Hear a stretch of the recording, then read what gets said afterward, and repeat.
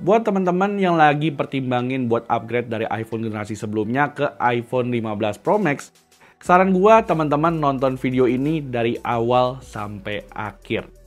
Yes, jadi kurang lebih udah hampir 1 minggu terakhir gua pakai iPhone 15 Pro Max ini sebagai daily driver gua. Dan sebelumnya special thanks dulu nih buat studio ponsel yang udah ngirimin HP ini buat kita cobain dan kita review. So, buat teman-teman yang udah penasaran banget sama HP ini dan pengen beli, langsung aja bisa kunjungin studio ponsel. Dan spoiler dikit, gue pengen kasih tahu nih, ini adalah HP terbaik tapi ada kekurangan fatalnya. So, kira-kira apa kekurangan yang gue maksud dan gimana dampaknya untuk kebutuhan sehari-hari? Teman-teman mungkin bisa langsung aja ikutin video ini dan langsung aja check this out.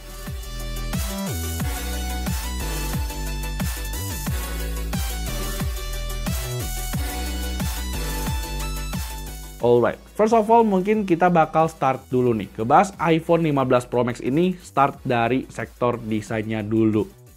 Nah, kalau seandainya kita ngomongin soal desainnya iPhone 15 Pro Max, HP itu sebenarnya kalau dari bahasa desainnya masih mirip-mirip aja ya sama iPhone 14 Pro Max. Dimana kalau seandainya kita lihat dari bagian belakang, ini tuh kayak nggak ada bedanya nih guys. Bentuk frame kameranya tuh masih sama persis. Cuman di sini bakal baru kelihatan beda kalau seandainya teman-teman udah lihat HP ini dari sisi sampingnya. Yes, jadi sekarang iPhone itu udah nggak ada tombol mute switch yang dicetek gitu.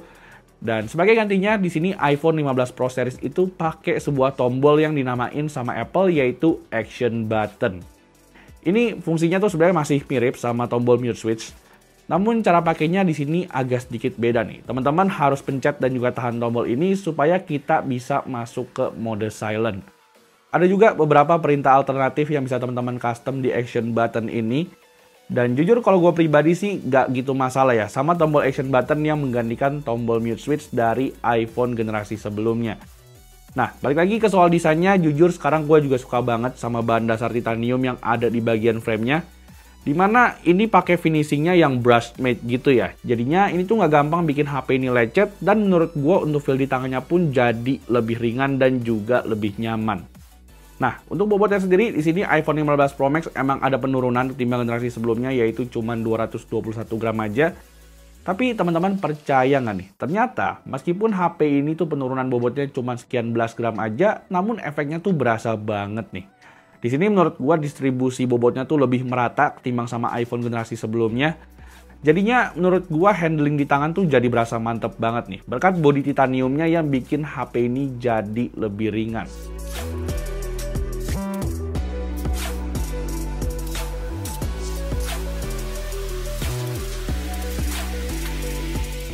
Lalu berlanjut ke bagian depannya, di sini kita bakal lanjut ke sektor layar dari iPhone 15 Pro Max.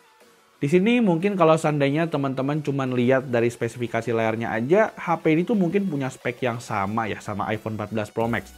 Layarnya ini tuh sama-sama pakai layar 6,7 inci LTPO OLED. Dan untuk resolusinya pun juga sama-sama aja, yaitu di Full HD Plus dengan refresh rate 120 Hz. Tapi kalau yang gua rasain sih, HP ini tuh menurut gua sedikit lebih kecil ketimbang sama iPhone 14 Pro Max. Dan kalau seandainya gue perhatiin di sini menurut gue layarnya juga punya bezel yang lebih tipis nih. Jadinya untuk efeknya ini tuh bakal bikin HP ini jadi kelihatan makin keren. Nah, ngomongin hal yang nggak kalah keren menurut gue dari segi kualitas layarnya pun HP ini tuh juga nggak kalah keren timbang sama HP-HP flagship top notch lainnya. Dimana menurut gue untuk layarnya ini tuh udah nggak usah diraguin lagi lah. Teman-teman pakai untuk kebutuhan nonton, streaming film. Ini tuh kualitas layarnya menurut gua udah kelihatan imersif, tajam, vivid, dan juga bright. Ditambah lagi kualitas audionya pun juga udah pakai setup stereo speaker. Jadinya untuk experience multimedianya teman-teman gak usah khawatir lah. HP ini tuh gue yakin banget bisa memuaskan experience multimedia kalian.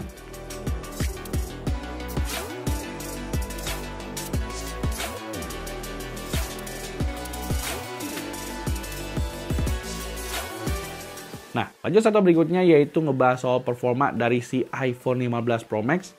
Di sini mungkin gue bakal kasih tunjuk dulu untuk spesifikasi dapur pacunya ya. Dimana HP itu dibekali sama chipset Apple A17 Pro yang punya fabrikasi 3 nanometer.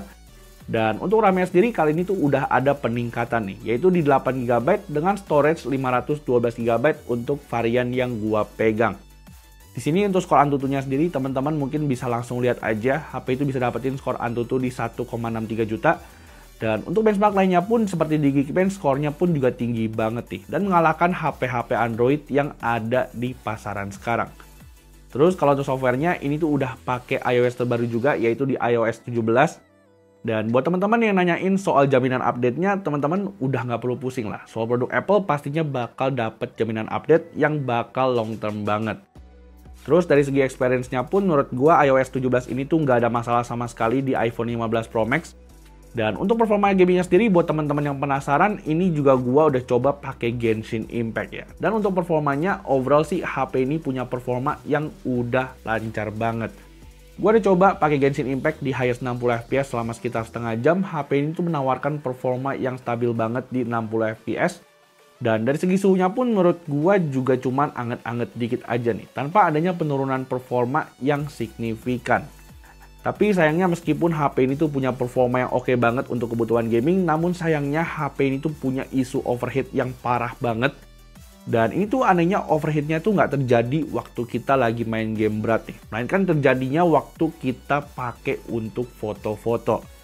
Yes, jadi ini tuh gua nggak tahu problemnya tuh karena iOS 17 atau karena apa. Tapi yang jelas gue bisa bilang ini adalah iPhone yang paling panas nih, yang pernah gue pakai untuk kebutuhan foto-foto.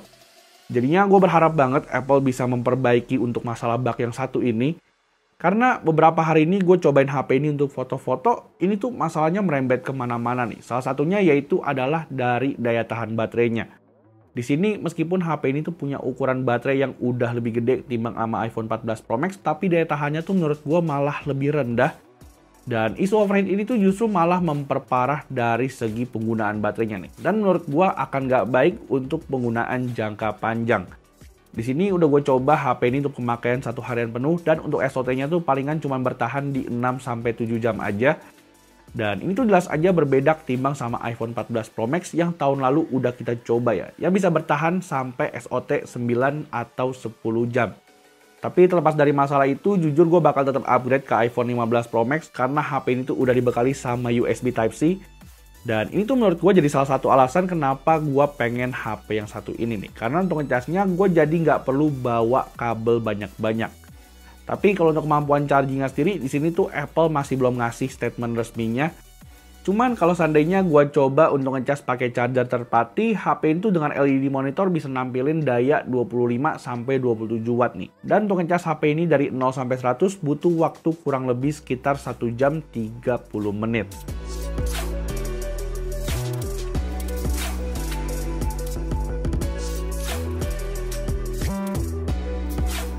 Nah, lanjut satu berikutnya yaitu adalah sektor kamera. Ini adalah sektor yang bikin gue penasaran banget sama iPhone 15 Pro Max ini. Karena kalau seandainya kita bandingin sama iPhone generasi sebelumnya, iPhone 15 Pro Max ini tuh adalah upgrade kamera terbaik nih yang pernah dikasih Apple untuk line up iPhone-nya. Di sini untuk rekap speknya sendiri, teman-teman mungkin bisa langsung aja lihat di layar kalian. Dimana untuk kameranya sendiri, HP ini tuh pakai kamera utama 48 megapiksel nih, dengan kamera ultrawide 12 megapiksel plus kamera 12 megapiksel untuk 5x telephoto. Terus untuk kamera depannya sendiri, HP ini tuh masih sama, yaitu pakai kamera depan beresolusi 12 megapiksel.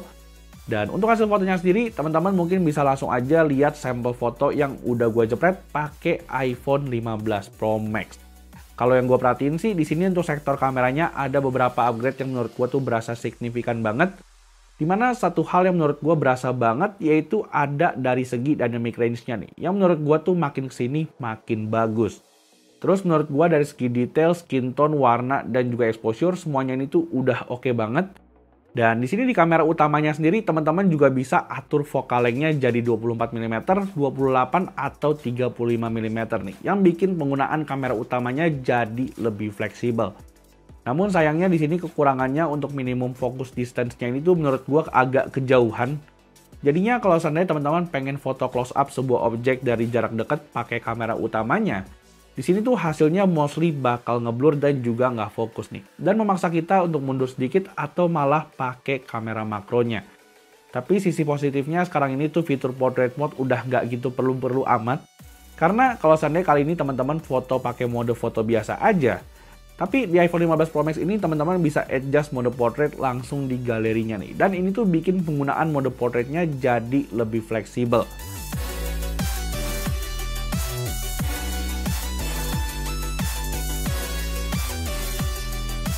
Terus gak lupa juga untuk kamera 5x telefotonya, menurut gue ini juga sebuah upgrade yang signifikan banget.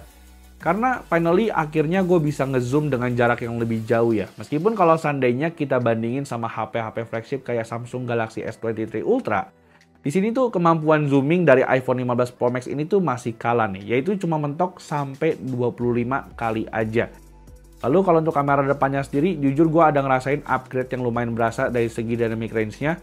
Dan balik lagi ke kamera belakangnya, yaitu di kondisi low light, jujur gue suka banget sama hasil night mode-nya nih. Di sini tuh night mode-nya nggak bikin kondisi malam jadi terang benderang kayak HP-HP lainnya. Dan untuk hasil fotonya pun menurut gue masih cukup detail dan juga punya exposure yang cukup balance. Dipakai untuk foto portrait night mode pun juga menurut gue hasilnya juga udah cakep banget.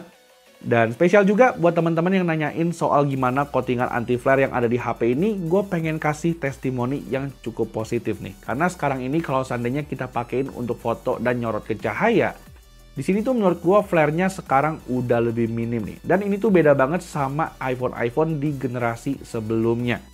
Jadinya kali ini tuh gue bisa akui untuk anti flare coatingnya ini tuh bukan gimmick sama sekali.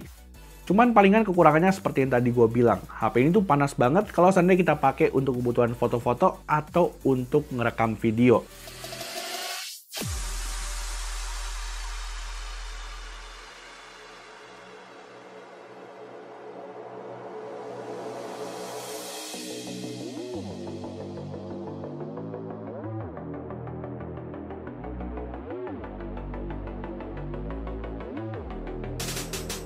Lalu numpung lagi ngomongin soal videonya sendiri, di sini gue bakal bahas juga untuk rekaman video dari si iPhone 15 Pro Max ini.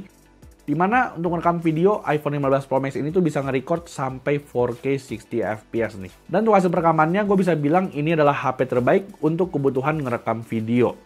Di sini untuk perekamannya sendiri, teman-teman mungkin bisa lihat dari segi detail, HDR, dan juga stabilisasinya, ini tuh menurut gue udah juara banget. Dan gak cuma itu aja, untuk merekam di kondisi low light ataupun dengan cinematic video, HP ini juga punya hasil video yang memuaskan banget. Lalu di sini kamera HP ini juga udah bisa nge-record sampai 4K 60 fps di ProRes dengan external storage. Dan ini tuh jelas aja bikin HP ini jadi punya potensi kamera yang gede banget nih, terlepas dari isu overheatnya yang melanda si iPhone 15 Pro Max ini.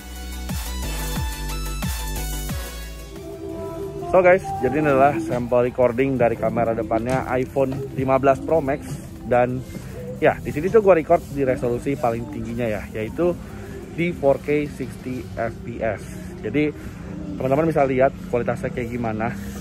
Di sini sih kalau gue lihat dari segi stabilisasinya udah yang top notch lah, bisa bilang terbaik gitu. Terus untuk audionya teman-teman bisa nilai sendiri kira-kira gimana untuk hasilnya. Dan ya, palingan gitu dulu aja untuk testing video kamera depannya. Thank you. Nah, lanjut satu terakhir yaitu ngebahas soal harga dan juga kesimpulan dari iPhone 15 Pro Max. Di sini kalau seandainya gue cek harga dari iPhone 15 Pro Max, di sini masih kurang gitu stabil ya. Harganya tuh jujur menurut gue masih kemahalan banget. Namun kalau seandainya teman-teman udah buru-buru banget pengen beli HP ini, mungkin bisa langsung aja menuju Studio Ponsel yang Tokopedia-nya ada di kolom deskripsi. Di sini emailnya tuh udah dijamin 100% aman dan gak bakal keblokir. Dan gue pun udah pakai SIM card selama kurang lebih 1 minggu terakhir, ini tuh emailnya aman-aman aja. Nah, tapi jujur kalau seandainya teman-teman bisa sabar dan juga tahan sedikit, mending tungguin aja HP ini resmi di Indonesia. Karena harusnya tuh nggak bakal lama lagi nih, si iPhone 15 Pro Max bakal masuk resmi ke Indonesia. Jadinya buat teman-teman yang emang udah ngidam banget sama HP ini bisa sedikit bersabar dulu. Dan balik lagi untuk kesimpulannya, kalau seandainya teman-teman sebelumnya adalah user iPhone 14 Pro Max dan pengen upgrade ke iPhone 15 Pro Max, saran gue sih mending teman-teman tahan dulu. Mending teman-teman bisa lihat lagi ke depannya apakah isu overheatnya itu bakal di-fix sama Apple. Dan kalau seandainya bisa di-fix, mungkin teman-teman baru bisa decide nih. Kira-kira keputusannya untuk beli apa kagak si iPhone 15 Pro Max ini. Tapi kalau seandainya teman-teman sebelumnya adalah user dari iPhone 12 series, maka ini adalah HP yang worth it banget buat teman-teman beli. Karena menurut gua semua aspek yang ditawarkan dari HP ini tuh bisa dibilang adalah flagship grade banget nih. Dari segi desain, layar, performa, dan juga kameranya, ini tuh menurut gua udah mantep banget. Cuman palingan kekurangannya yaitu adalah baterainya yang boros karena isu overheat dan juga overheat waktu kita lagi operasiin kamera dari HP ini. Jadinya gue berharap banget Apple bisa segera fix masalah overheat yang satu ini. Karena sebenarnya ini adalah HP paling perfect yang pernah dibuat Apple nih. Kalau seandainya isu overheatnya ini tuh udah hilang di iPhone 15 Pro Max. Ditambah lagi fitur-fitur esensial lainnya seperti NFC dan juga IP68 juga masih ada di iPhone 15 Pro Max. Jadinya sayang banget nih kalau seandainya Apple itu nggak benerin masalah yang ada di iPhone 15 Pro Max ini. Jadinya palingan segitu dulu aja video review jujur gua sama si iPhone 15 Pro Max ini. Like kalau teman-teman suka dengan video ini dan jangan lupa juga untuk subscribe channel ini dan ikutan juga giveaway yang lagi kita adain. Dan seperti biasa kita jumpa lagi di video selanjutnya. Bye-bye!